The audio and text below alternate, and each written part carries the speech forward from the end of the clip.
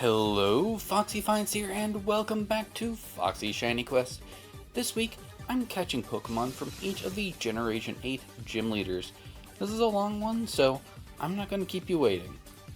Starting off with Milo, I caught an Applin and evolved it up to Appleton. These Pokemon evolve when exposed to a Sweet Apple. In Generation 8, this was a Shield exclusive item prior to the DLC. This Pokemon basically went from being a worm in an apple to an apple pie with legs. Also, they are surprisingly small.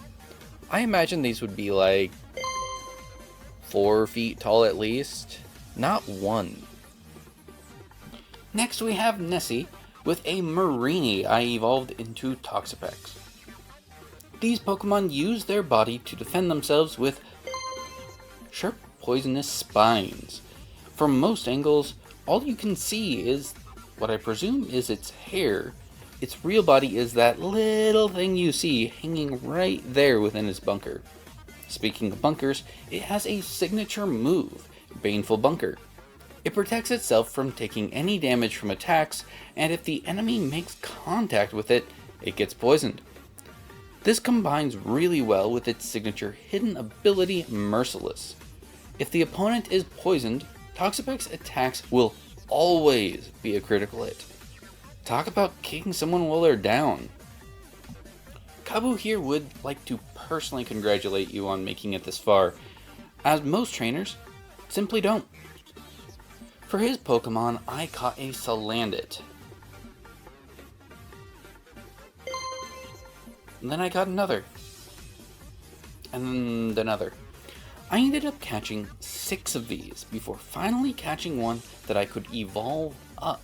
You see, Salandit has a 7 male to 1 female gender ratio, and only the female can evolve. Male Salandit are easily manipulated by their female counterparts and will defend them, follow their instructions, and even give them their food. It's so bad for the male Salandit that they don't have enough nutrition to evolve, which is why the female ones are the only one that can reach their evolved form. Speaking of their evolved form, Salazzle is the actual catch of this gym leader. These Pokemon give off pheromones to control and instruct the male Salandit. They don't really need this, because they're a pretty decent Pokemon on their own right. These Pokemon have the ability Corrosion, which allows them to poison Pokemon that are otherwise immune, such as Steel types and other Poison type Pokemon. Generation 8 had version exclusive gym leaders, similar to Black and White, but Gym 8 goes a little bit further. First, we have the Sword exclusive Bay. For her, I caught a Tyrogue and evolved it up to Hitmontop. Hitmontop is a little bit of a pain to evolve, as its attack and defense stats need to be equal as it levels up. This can be tricky as Natures, Eevees, and Ivies all play a role. I recommend saving before evolving, that way, in case you overshoot one of the values, you can adjust for it. Hitmontop is shown to be able to balance on its head and spin for both offensive and defensive capabilities. Its 2D sprites oftentimes represent this by having it on its head. In the switch to 3D games, they decided to let this Pokemon walk on their feet for once. Alistair is the shield equivalent of Bay. I picked Poltegeist for him, and not just any, I got myself an antique form. When I caught Sinistea and saw that it was the antique form, I knew I needed to get myself a chipped pot. You see, the antique form inhabits a genuinely crafted teapot, where the phony form inhabits the much more common cracked pot of a replica. You can tell the difference by looking at the stamp on the bottom here. I had to grind out getting this item to appear in the auction shop. It took a little bit, but I ended up buying one for way more than it's worth thanks to these 2 children that should not be out buying antique tea sets. Where are your parents? You know you have to be at least 10 years old or older in order to wander the country unaccompanied. On to a woman of my own heart, Opal. During her gym challenges, she asks you trivia. You get it right, you get a buff. For her, I caught a Togekiss, one I don't have to evolve up for once. Togekiss are a final evolution that is designed to look like a chick and an angel somehow. They are naturally very cheerful, but in combat, they are quite strong. Surprisingly, this Pokemon is also able to stand and walk on those tiny feet, but they do seem to prefer to fly. I would too, honestly. Minor spoiler here, so go ahead and skip to this point if you want to see the catch without hearing the small spoilers for Pokemon Sword and Pokemon Shield. That seems long enough. Okay. Opal is testing each trainer that comes to her gym, hoping to find a replacement for her so that she can retire. In the story, Beatty had just been kicked out of the gym challenge and is wanting to find a way back in so that he can have a shot at the title and show the chairman that it was the wrong decision to kick him out. The moment Opal lays eyes on him, she knows he's the one. While you never fight him directly as a gym leader to get a badge, you do fight him when he's acting in the role of gym leader. So, I decided to include him in the list. I went with Hatterene. This Pokemon is based off of a witch and Rapunzel. Most of what you see is hair. When Gigantamaxed, this Pokemon's design changes to that of a tower, where she takes the role of being in her own little window. Hatterene is also capable of creating strong illusions that can trick and bewilder all who encroach on their territory. Another Sword exclusive gym brings us to Gordy and his Tyranitar, after his Larvitar goes through puberty. I'm sorry, I'm gonna show myself out after that one. These Pokemon are ferocious and have a bit of a hair trigger. In the wild, they are incredibly dangerous. This Pokemon, surprisingly, as I hinted at before, comes from a pupa, despite not being a bug type. It appears to be based off of a Tyrannosaurus Rex or a kaiju, such as Godzilla.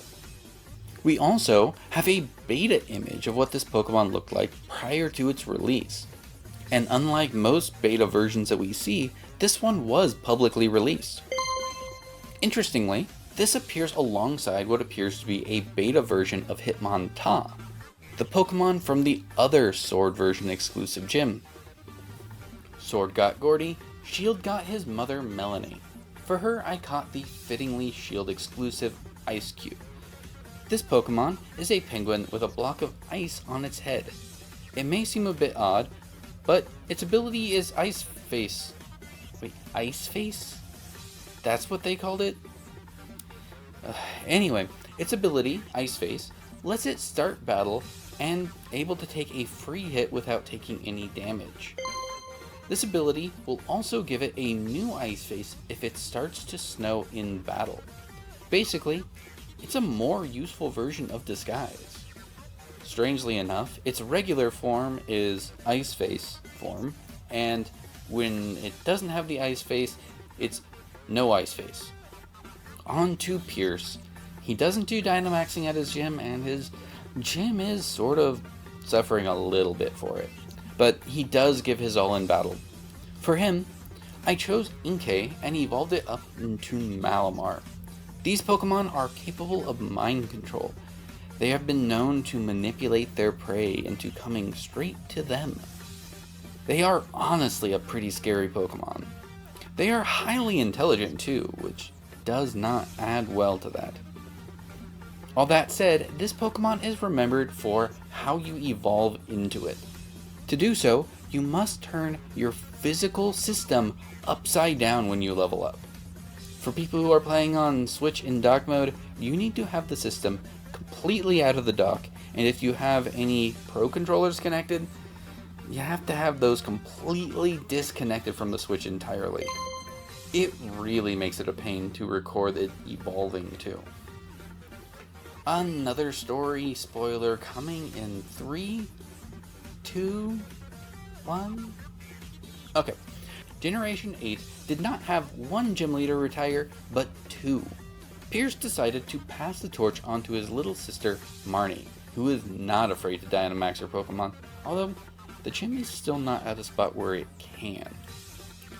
For her, I went with Morpeko. This is the Pikachu clone of this generation, and it has two forms that it switches between in battle. Full Belly mode, which is its default form, and Hangry mode, which is a combination of hungry and angry, as you probably guessed. Its usual docile personality is swapped with one that is pure chaos and destruction. They also have a signature move, Aura Wheel, which changes type between electric and dark type depending on which form it's in. Finally, we have Raihan. He is treated as a dragon specialist, but he's more of a double battle weather controller. For him, I caught a Silicobra and evolved it up to Sandaconda. These Pokemon are designed after tornadoes, which is much more visible when you see its Gigantamax form. This Pokemon's nose is able to shoot sand at high speeds. Not that anyone would notice with all the sand this guy is likely stirring up anyway. It stores its sand in a sand pouch, which is that inflatable thing that you see around its neck. That's all the gym badges, and therefore all the gym leaders. Wait, what? Really? But I already covered 12 gym leaders already. Okay, looks like we're not quite done yet. In Pokemon Sword and Shield, the DLC that they introduced had a couple new characters depending on your version that also became gym leaders. While you don't fight them for badges, like some of the other ones, you do get to fight them in tournaments when they're acting in their full capacity as gym leaders. We're starting off with the Sword exclusive Clara and her Slowbro. These Pokemon are what occur when a Slowpoke fishes and catches a Shelder, or reaches level 37. Presumably, it just forces the nearest Shelder to travel at hypersonic speeds straight to the Slowpoke's tail, assuming you don't hit the B button first. In the anime, it is shown that an owned Shelder can become part of this evolution, and the owner of the Slowpoke, or if the Slowpoke is wild, gets to keep the combined Pokemon. Slowbro also has a Galarian form, which is what Clara uses. In this form, Shelder attaches to the Slowpoke's arm and becomes a cannon that is capable of shooting poison at high speeds. And last but certainly least, we have the Shield exclusive Avery. For his Pokemon, I went with Rapidash. I caught a Ponyta for a Community Day event and evolved it up. These Pokemon are extremely fast and have hooves as tough as diamonds. I'm not quite sure if that means putting horseshoes on them is tough, or if it's easy because you don't need to. I'm gonna go with the latter. For this Community Day event, I was also able to catch a couple Galarian Ponyta. These Pokemon look like they came straight out of a different children's TV show that is quite popular with a wide range of ages. Since I caught a second of these psychic horses, I evolved one into the majestic Galarian Rapidash, gaining it the fairy type that it should have had from the start. Honestly, giving a fairy type to a Pokemon that is based off of a unicorn was a good choice, and I'm glad they gave Rapidash a new time to shine as opposed to making a brand new horse Pokemon to fill this role. That's one more long generation down.